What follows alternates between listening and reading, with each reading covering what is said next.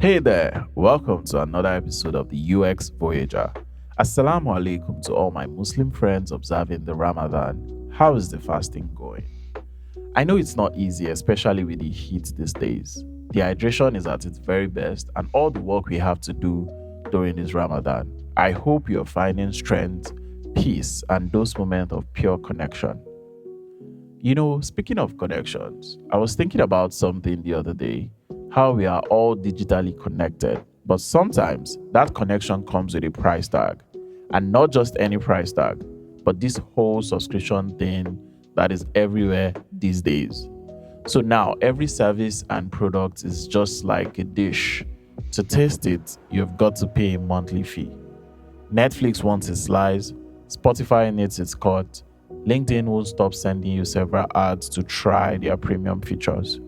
And before you know it, your bank account is getting slimmer than the patience of a downfall driver in Lagos traffic. Today, we are going to talk about something real: subscription models. And we are not going to talk about it just as a business strategy or a tech trend, but as a lived experience for us Nigerians, for Africans at large.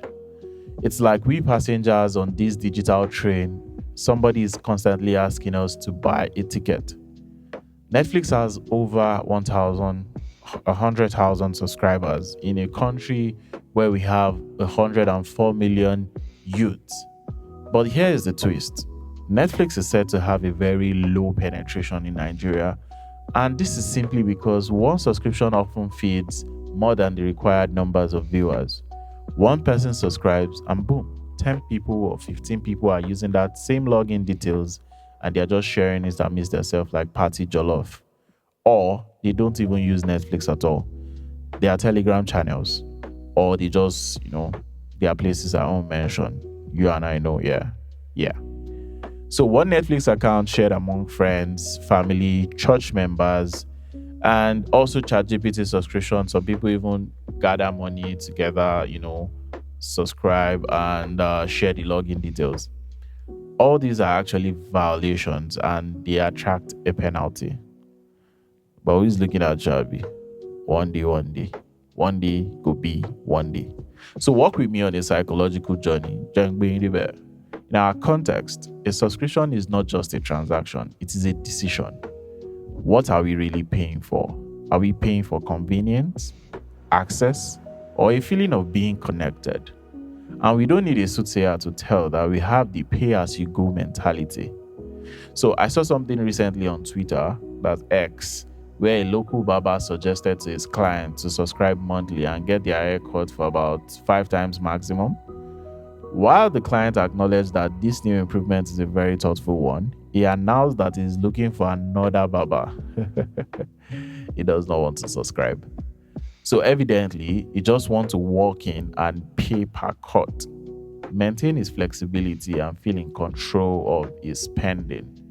Another interesting one that we approach as a pay as you go thing is mobile data. And yes, we have not still forgiven MTN. This is a subscription model in a pay as you go form. 500 naira for 2 gig feels safer daily than 12,500 for 30 gig, because we'll now start calculating what if I'm in a place where I have free Wi-Fi next week. What will happen?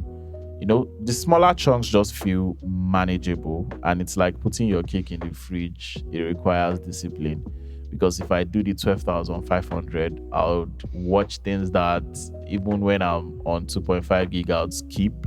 I would watch them because I feel secured. I have enough data.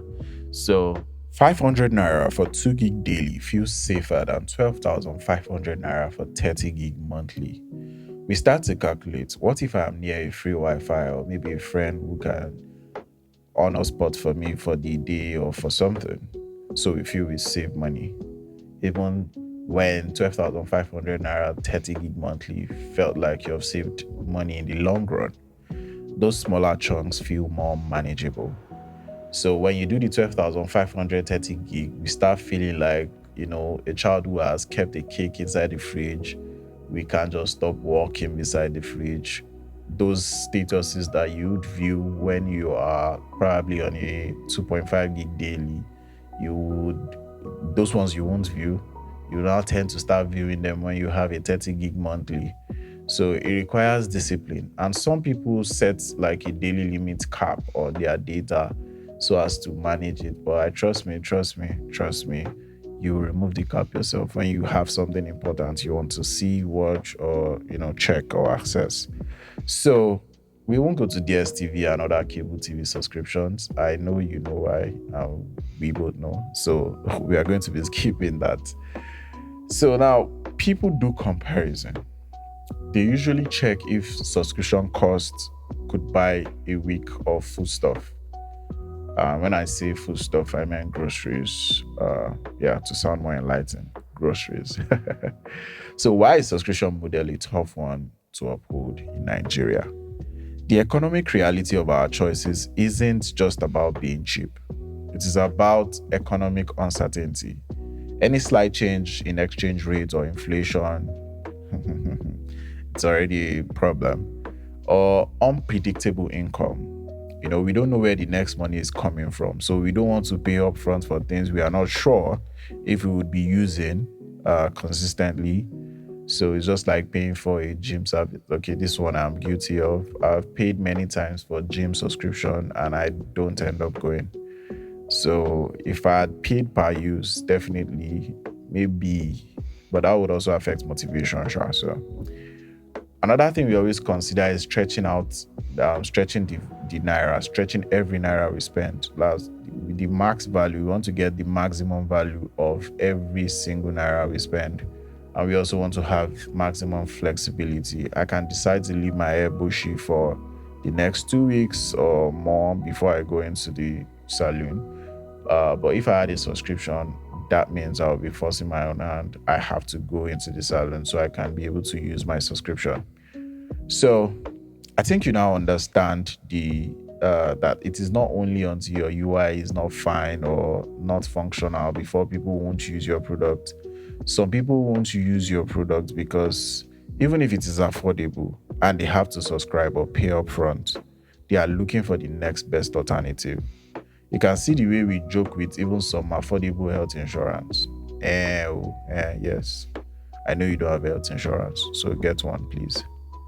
So, because I've said all of this, should you now make your product or services free? No, this is not what I'm saying. What I'm simply saying is that, in fact, it is not yours to decide, because even if your input is valuable, to the business side of things, you can design for empathy such that people pay for only what they have used. See, like the NEPA bill of those times where NEPA will come at the end of every month and give you a bill for payment. Though there are a lot of inconsistencies in that. So there's no really account for what you have used as to how much you're paying. But now we have the prepaid. So it's not like you're paying upfront. It's just like your mobile data too. So where you subscribe, and in fact, if you switch on anything, you can tend to manage it yourself. So you're actually paying for only the things that you use. So when I was crafting the pitch deck of my startup hustle, we started with a subscription-based model. And we felt like, okay, we are going to be giving out the solution at $1 per month, which is supposed to be easy for business owners to be able to afford. I mean, if you are paying 1,600, 1,500, or 1,700 to manage your business monthly, it shouldn't be too much. But after we have tested with users and stuff, some users still felt like, no. And the beautiful thing about this thing is that people like to do things small. But in the long run, that small usually acquire, it becomes, they spend more than if they had to pay upfront. Imagine for Netflix now, you have to pay 200 naira to watch a movie. And you see 20 movies maybe in a month. That's 4,000 naira. And you could have just paid for maybe the smallest bouquet, which is I think 2,200 now.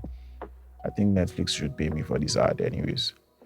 But like I was saying, this particular way of doing things. So when we were testing for Hustle, some users already said no, they don't think that can we make it 500, maybe they were joking or they were just trying to price us. But if obviously they see the value, definitely they are going to pay the money. But then we had to switch to a pay as you go model. So we only charge you for what you have used.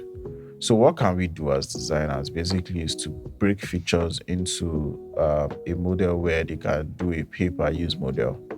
Somebody once said if DSTV does a pay-per-view, it will not be affordable for many Nigerians. But now that it is affordable, allegedly, we get to see that uh, when you subscribe to your DSTV, there's no lights.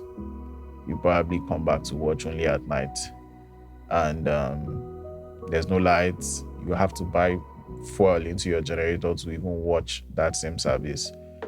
And at the end of the day, you're spending a whole tons of money. So I think the pay-per-view might actually become a very good experience where those who watch it a lot will definitely pay more than those who does not watch it as often as. So loyalty rewards. Make sure that your loyalty rewards actually mean something. I think Apple and Spotify also has they have the family, friend, and account sharing built into their design. So Netflix has this too. So just make sure that also if you are doing a loyalty reward type of thing in your subscription model, make sure it actually means something. Free trial is not, because when people try a free trial, they will remove their card details before the end of the trial. So the key takeaway I want you to take away from here is that subscriptions are not just transactional. They aren't just transactional. They're about trust, perceived value, economic survival, and community support. So don't just design for the market, design for the community. Understand the hustle, understand the creativity, and our way of making technology work for us. And I think you're going to be fine. So I'm your host, Mubarak Babajide. See you on the next one. And to my Muslim friends, Ramadan Kareem.